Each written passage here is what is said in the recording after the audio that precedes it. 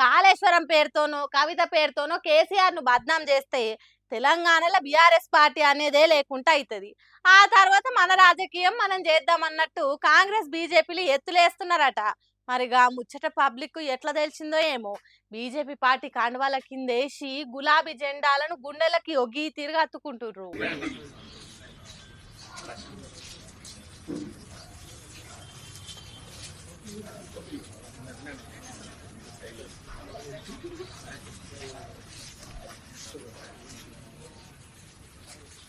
చూసిండ్రా, బీఆర్ఎస్ పార్టీని ఆగం చేస్తే మాకు ఎక్కువ లాభం జరుగుతుంది అన్నట్టు ఆలోచన చేసిన బీజేపీ పార్టీల నుంచి జనం బీఆర్ఎస్ పార్టీలో ఏరుతున్నారు. అంటే షెడపక్రా షెడేవన్నట్టే అవుతున్నదట. మహేశ్వరం నియోజకవర్గంలో ఉన్న బీజేపీ క్యాడర్కు ఆ పార్టీ చేస్తున్న రాజకీయం నచ్చతలేదట.